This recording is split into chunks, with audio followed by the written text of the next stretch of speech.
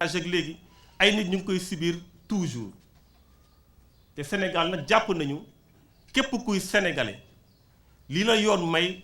la yoon may sa morom lu la yoon xañ moom la yoon xañ sa morom. gis nañ 2014 am na benn maire bu ñuy wax Saliou Mbaye nekk fële ci Fandène moom de ci liste majoritaire am ni ñaari jigéen toppantee te ngeen gis ko ci liste coalition Benno Bokk Yaakaar may préciser ne liste ba ñun suñu mandataire teg na ci bëtam maanaam lu am la ñaari jigéen toppante noonu la ñaari jigéen toppante woon ci liste majoritaire am mu def nag recours yu ne dugg fu ne ñu ne ko déedéet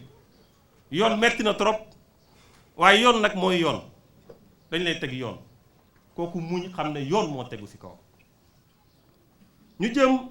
ci mbirum parrainage gis ngeen parrainage ba mu commencé ak léegi fii ñi fi toog ñëpp bokk nañ fi ñu ko xeex ci façon bu ñu koy defee ak lu muy xañ ay nit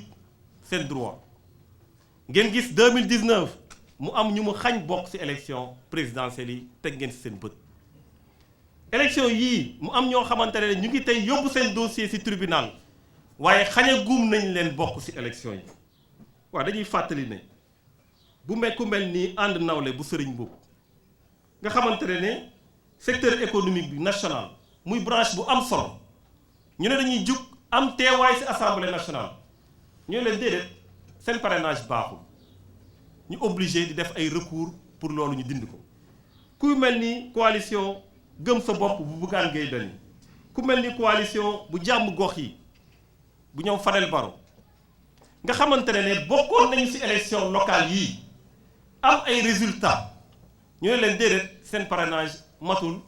léegi dem leen ngeen xool ndax conseil constitutionnel dina ko nangu ou pas. lan moo tax ñu appliquer leen loolu parce que tout simplement dañ leen ne la loi c'est la loi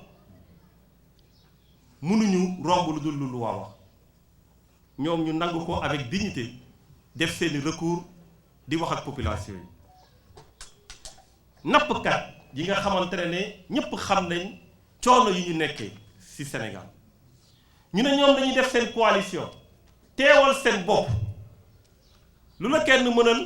sa bopp moo ko dàqali mën nga ko fuuf yow defal ko sa bopp ñu ne duñ ko dénk kenn ñun ñooy dem assemblée nationale def ko ñooñu ñu ne leen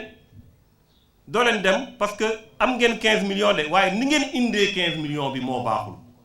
parce que chèque de banque ngeen waroon indi da ngeen ñëw déposer chèque ordinaire donc yéen mënu leen bokk parce que duñu leen jox quittance buy mën a tax ngeen déposer. ñu ne loolu metti na di ñu ne leen ah metti na waaye yoon rek la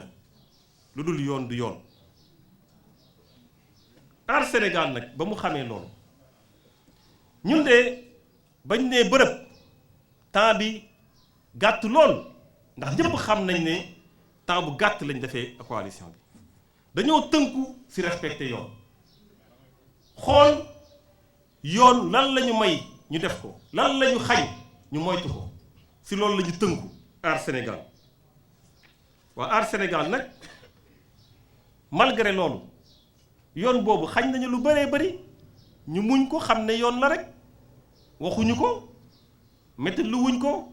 waaye suñu choix la woon ñun ñu respecté yoon suñu choix la woon ñun ñu xool lan la ñu yoon may ak lu ñu xañ ñu tënku ci donte dañuy am ay retard donte dañuy am ay forclusion te loolu moo am tey am na suñu liste yi génnee di ngeen gis am na département yoo xam ne nekkuñu fa lenn rek moo ko waral mooy ba ñuy déposer ci week-end bi la tombeel te dañu war a ñu joxoon rendez-vous samedi il fallait que ñu dem ci rendez-vous boobu waaye ñi am lundi suñu amoon ñun lundi suñu dossier mat ñu nekk ci département yépp waaye dañoo tënku ci yoon ñu muñ loolu sacrifier suñuy militants sacrifier suñuy responsables yoo xam ne bëggoon nañu teew seen gox ak goxaan waaye la loi c'est la loi. ñu demati li jëm ci désistement am nañu kenn ku bëggoon désister mu ne man de dama bëggoon désister ñu yóbbu lettre ba DGE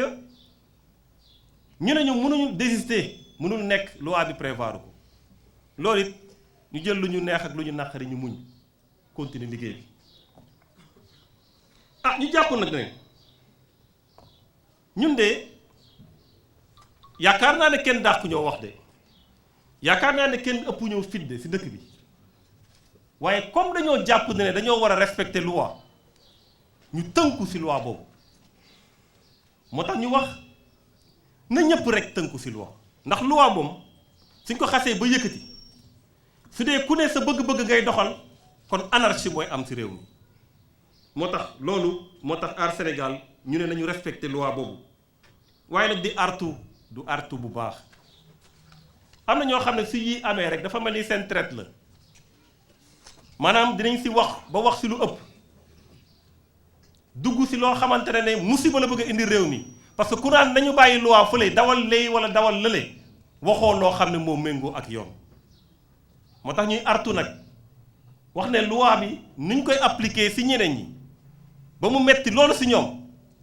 parce que la loi c'est la loi bien que nag yéene wuñ ko kenn parce que ñun suñu principe mooy ku ne war na mën a dem élection waaye ni ñu leen ko appliquer nañ leen ko appliquer ñëpp ñu artu ñëpp ñuy wax leneen lu wute ak loolu parce que du ay principe du ay valeur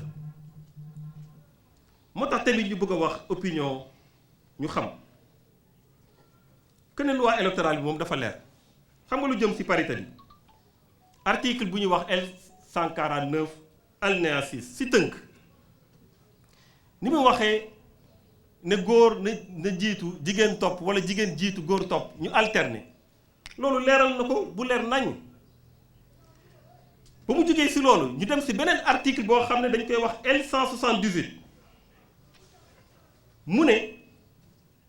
liste bi nga xamante ne méngoowul ak lu ñu digal ci article L149 boobu liste boobu c'est irrecevable lu mu tekki mooy su dee respecté woo parité sa liste bokkul loi électorale bi daf ko leeral bu leer nañ ci mbirum liste bu matagul article L79 179 alinéa 2 wax na ci candidat yoo xamante ne dañuy inéligible mooy maanaam ñoo xam ne amaguñu at ba walla condamné nañ leen yoo xam ne daal waruñu mën a bokk ñooñu ak pièces yu périmées yeeg yooyu ñëpp xam nañ ne jot nañu ko pour ñu changer mu ne loolu soo leen ko jotee am ngeen 3 jours pour ngeen changer ko waaye bés boo leen dépassé 3 jours yooyu te changé wu leen ko day am lu ñuy wax rejet candidature maanaam candidature boobu dañ koy dindi waa liste bu mat sëkk nag soo si dindee benn mu nekk une liste incomplète mu ñàkk a mat waaw loolu tamit dafay ñëwaat ci article L178 bi bu wax ne liste bi nga xamante ne incomplète la liste la boo xam ne liste bu irrecevable la loolu jarul interprétation li ngay lire la ku si ne ci yéen mën ngeen ko lire ngeen gis ko waaye mu dem ci point bu mujj bi nga xamante ne dañ ne waa ñun de d'accord nañ parité d'accord nañ et cetera waaye dafa am ñaari liste boo xam ne ñii ay titulaire lañ liste boo xam ne ñii ay suppléant lañ déedéet benn liste moo am liste unique moo am te loolu article L154 alinéa 2 leeral na ko nee na liste candidat bu ne ci liste proportionnelle bi